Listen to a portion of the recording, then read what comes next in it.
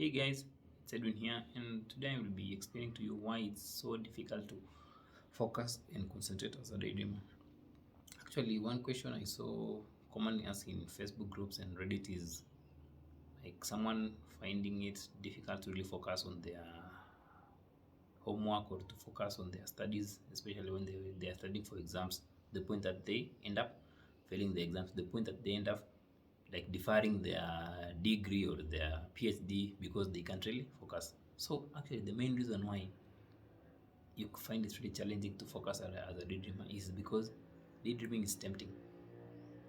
Daydreaming is so tempting to the point that any slight feeling of boredom or any slight feeling of disinterest in what you're doing, you'll find yourself wanting to go there because there it's exhilarating. Like the experiences there are wonderful, they are pleasant, and you feel in control of what's happening.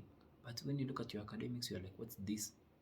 Like studying can be very, very boring. Yeah, who likes to study? So because of that boredom, and because that the daydream is just with you, like it's not like a video game where like you have to get out of class and then go look for that gamepad and play. No, daydreaming is just a matter of a snap of a finger and then you are in that universe. So it's so tempting to go there. So because of that temptation and that feeling of disinterest in what you're doing, of course, you'll always be easily distracted when you try to study or even when you try to focus in class. Probably the teacher is boring or the lecturer is boring. So you're easily distracted and you really want to go to at least a place which is pleasant and which is stimulating for you. The other reason is, of course, the normal reason, coping mechanism. You see, something about being focusing and concentrating is it's being present in what you're doing in the present moment. So if it's class, you focus fully. If it's work, you focus fully.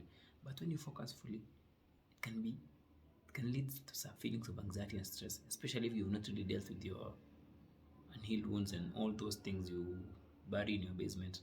So when you've not dealt with them, when those things come to the surface, when you're trying to focus, let's say you overthink when you try to focus, or you get so much anxiety. So when you get so much anxiety, of course, your mind will take you back to this state of to this safe refuge where it feels that it's the safest place for you, and that's your daydreaming.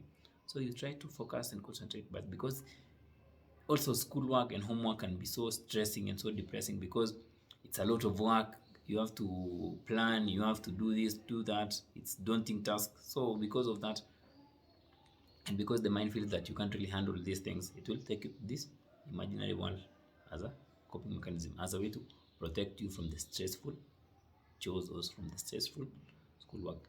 The other thing why you find it difficult to focus is lack of engagement. You may also lack the engagement in that class or engagement in that activity you're doing. That activity can be studying.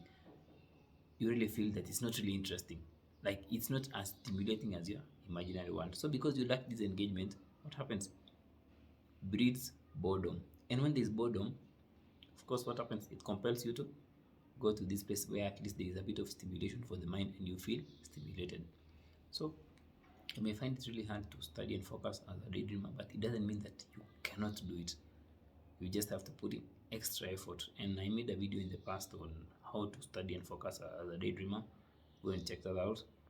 And it doesn't mean that you will not pass exams. No, you can just find ways to at least manage your daydream, at least to study smartly or to just understand your condition and then find ways to study effectively. So hope you found that informative, guys.